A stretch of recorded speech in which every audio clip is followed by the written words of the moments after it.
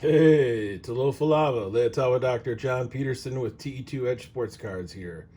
Coming at you live and direct from the Twin Cities, Minnesota, coming from the basement here in Richfield, Minnesota. And hope everybody's doing well out there, had a blessed weekend, and your week is off to a great start. Keep it positive, keep it real, keep it authentic, and you'll be fine. Thought I'd do a little piece on, is it time to quit? Is it time to get out? Is it time for the sports card market to pass you by? I'm going to tell you a little bit about the experience I had at the most recent card show I did this last weekend, show you a couple pickups, and also give you a little piece on my slabs. I always do a little piece on my slabs, or at least I try to. I've had a good amount of success selling on my slabs, both CSG and PSA. I haven't sold any SGC slabs yet. Um, my slabs is a seller platform and a buyer's platform. As it says on the screen, 1% fee for slab card sellers and 1% fee basically for buyers. You do pay a little bit of a fee to use PayPal, and there is a very small commission that goes along with the purchase of a card. But on the seller side, it's definitely 1%, and it couldn't be any nicer. It's definitely better than FeeBay, which currently for me this year is about 23.99%. I use my slabs as a gallery, so I keep my cards, all my slab cards, well, not all of them, but I'd say probably 90 to 95% of them, housed on my slabs. I call it the gallery of greats.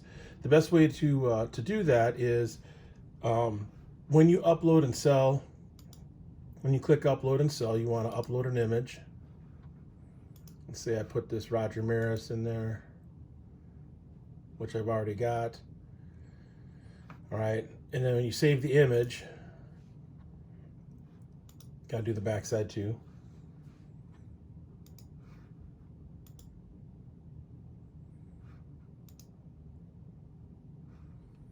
Then you click save, or next, I should say.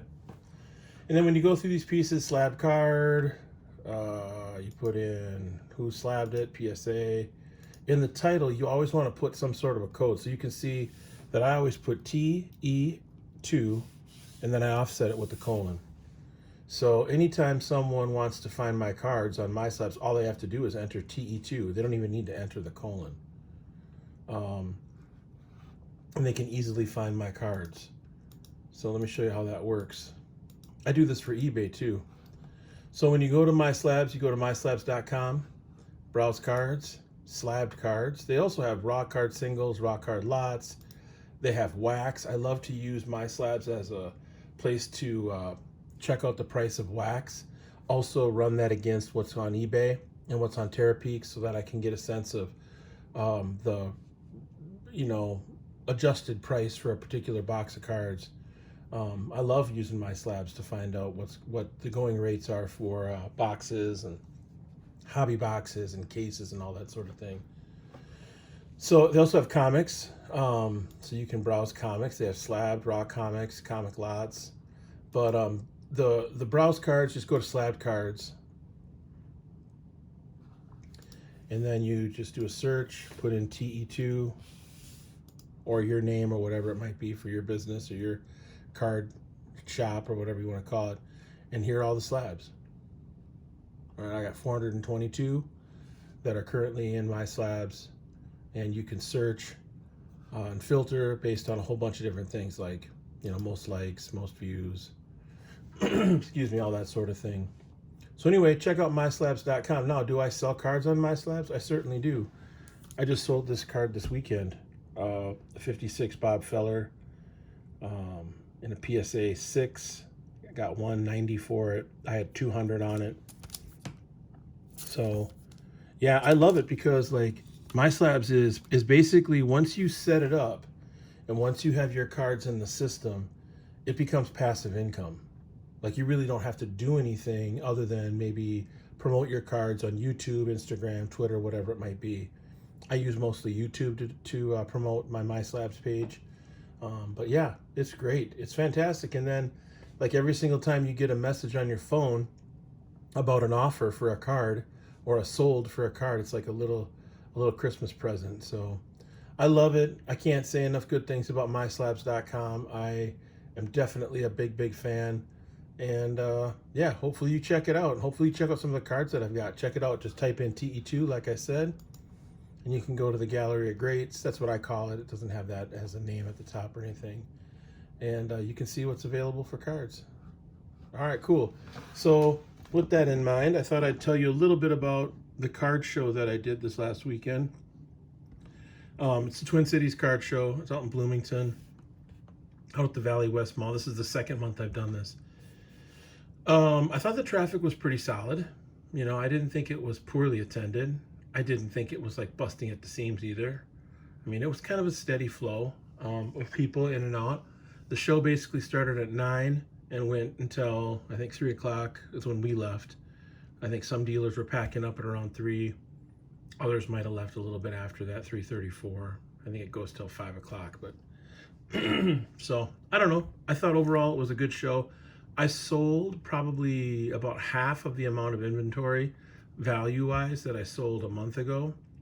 I did see a bit of a drop-off in terms of sales, and you know, that's kind of to be expected. The economy and the interest rates and the Fed and all that sort of thing has tempered, I think, the desire to purchase more cards, especially higher-end cards, partly because the economy from the summer is cooling off. And it'll cool off for a little while, and then it's going to heat back up as we get into the holidays. And you're going to see a pickup in people buying sports cards, in my opinion. So resist the temptation, I would say, to arbitrarily decrease the price and the value of your cards just to sell them. This really isn't a huge seller's market. That has already since passed. You're not going to be able to get the same prices flipping cards that you got a year ago at this time, or even 18 months ago or 24 months ago. I've seen a decline in the demand for cards on eBay in particular, so I stopped selling on eBay. I'm not doing any auctions on eBay because the prices coming back are just too low. They're below what I'm willing to take for the cards that I have. If you have nice higher end vintage or some nice modern, ultra modern stuff, I would say, you know, if you really need the cash, then you gotta sell. I mean, that goes without saying. If you're strapped for cash, then you gotta sell. But you know, there's not a whole lot you can do with those sunk costs. So if you need the cash, then sell. And you're gonna take a bit of a loss because the sunk costs are the sunk costs. I mean, the sunk costs with that card, the feller were less than what I sold it for. So, you know, on that card, I made a profit. I think I ended up buying that card for about $125, $150, sold it for $190. Now, you got to remember, it cost me $30, or not 30, it cost me 24 to get it slabbed, or 18 to get it slabbed. So, you know, figure that into the profit margins as well. Didn't make a ton on it, but overall pretty pleased that I was able to move it. Also, you have to remember that in a down economy, sometimes that can be a good time to buy. And so I'm looking for opportunities to strike deals to get good cards for a low price. You know, whether it's wax. I bought some wax last night on an auction. I picked up some 2020, 2021 Panini Prism basketball, the LaMelo and the Anthony Edwards rookie years. And I picked up some hobby boxes, 2 autos per box. I picked up 3 boxes on an auction. I would say the price was anywhere from $300 to $600 below what the market was selling those boxes for and has sold those boxes for recently, and as recently as in the last week. So I got those boxes at a depressed value. I also saw a box of 2012 Panini Prism that was going for about $6,500 on this auction. The most recent box of that on eBay sold for $9,000. So you can see that if you're smart and you've got some capital resources to invest, you can get some things at a relatively lower cost and price point right now. Now, will it go lower than what it is now? Oh, it absolutely could. It absolutely could. One of the things that I'm encouraged about it not going way low, though, is that unemployment rates are still very low. That's probably the main thing that's keeping us from going into a deeper recession, is because the unemployment rates are low. And when unemployment rates are low, it's a positive thing. It means that there's more jobs out there than there are people to fill them. So keep an eye on the unemployment rates. If they start to tick up, then you have to be a little bit aware that we could be going into a full-blown recession, which frankly, I think a lot of people, including me, think we're already in a bit of a recession right now as it is. It's kind of a weird time. The whole the whole Russia-Ukraine thing is a bit of an issue. And, gas prices, of course, the cost of, groceries and goods and services and all that sort of thing continue to be pretty expensive comparative to the all-time lows that we saw over the pandemic. I mean, that pandemic stuff really wasn't normal. What we're seeing right now is more of a return to normal, whatever that was, maybe pre-pandemic. So keep that in mind. A couple of things that I picked up at the show this last weekend. I did a trade. I did, I think, 3 sales. I think I had 3 cards that I sold, or 3 groups of cards that I sold. Sold a 59 Frank Robinson. Sold a 1990 Larry Bird Fleer. Just a bunch of different stuff. I mean, it was only 3 deals that I made, but I did do a trade with the kid. I traded for this. Anthony Edwards.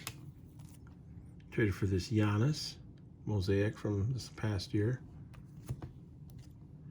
Traded for this LaMelo 2021 Donruss rated rookie, orange. This is an orange refractor.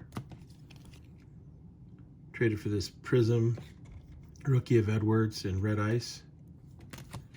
And then traded for this Select. I think this is, oh man, which one is this? It's not blue. I can't remember which one it is. Have to look again. So I traded these 5 cards for a 1996 PSA 9 Kobe Bryant rookie card. Traded with the young kid. He's probably 13, 14 years old. Said he really wanted a Kobe. I don't see the Kobe cards really doing a whole lot right now. Maybe they'll go up in time, but there's really nothing to drive prices up. I don't see why prices are dropping as much as they have either, but maybe they were just artificially high. But I traded for all these cards. I figured, I don't know, why not? I mean, these cards are all rookie cards, and if these guys do well this season or in the future, then the value of the cards will go up. So I had 180 on the Kobe. I figure this is about 75, probably 50, and then 5 and 10, something like that. So I think I got over $200 in trade value for the Kobe, which I would have sold for 180 anyway. It was a PSA 9 and, wasn't super attached. I mean, I can get that card anytime. So anyway, that's what I got for you guys. Overall, is it time to quit? Throw in the towel, throw in the white flag, or you wave the white flag, as they say? Absolutely not. Not for me. I'm in it for the long haul, and I definitely want to see what happens with Fanatics and CSG. Very curious about that whole situation, partly because I've got so many cards in CSG slabs. I think the market and the future bodes well for CSG, especially as an authenticator and as a grader. So I guess we'll have to wait and see what happens. That's all I got for you for right now. I hope you all have a blessed night. Peace out. One love.